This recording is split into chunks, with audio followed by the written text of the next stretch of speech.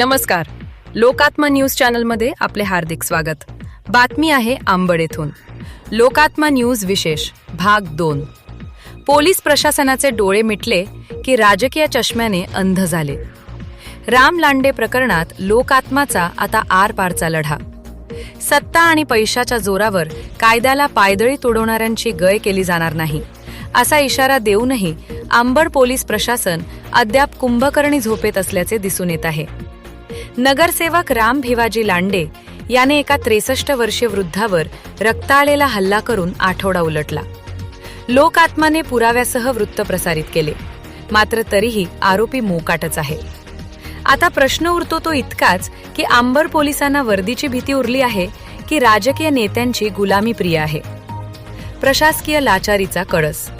हद्दपारीच्या स्टेचा गैरवापर करून रक्ताचा खेळ खेळणाऱ्या राम लांडेला अटक करण्यासाठी पोलीस मुहूर्त शोधत आहेत का, असा संतप्त सवाल पीडित अवधूत टाक यांचे कुटुंबीय विचारत आहेत. एका बाजूला सर्वसामान्य माणसाला साध्या गुन्ह्यात तातडीने जेलची हवा दाखवणारे पोलीस एका गुन्हेगार लोकप्रतिनिधीसमोर इतके हतबल कसे की वरिष्ठ अधिकाऱ्यांचे हात राजकीय दोरीने बांधले गेले आहेत. लोकात्माचा ठाम निर्धार, शेवटपर्यंत पाठपुरावा. प्रशासनाने एक गोष्ट लक्षात घ्यावी. लोकात्मा न्यूज चॅनल केवळ बातमी लावून थांबणारे चॅनल नाही. जोपर्यंत 1. आरोपी राम लांडेला बेड्या ठोकल्या जात नाहीत, 2. विभागीय आयुक्तांकडे हद्दपारीचा स्टे रद्द करण्याचा कडक अहवाल पाठवला जात नाही, 3.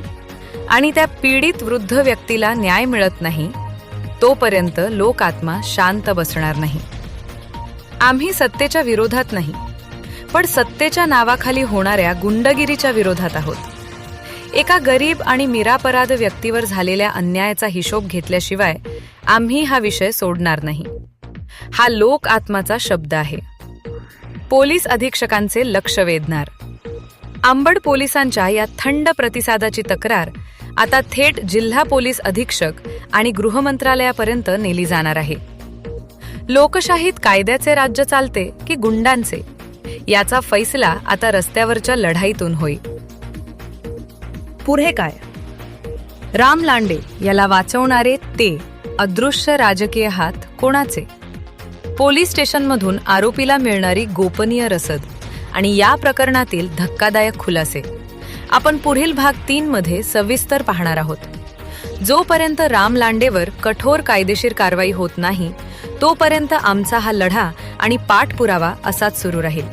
बघत रहा लोकात्मा न्यूज, अन्यायाविरुद्ध पेटलेला आवाज. लोकात्मा न्यूज चॅनलसाठी प्रतिनिधी तरंग कांबरे, अंबड.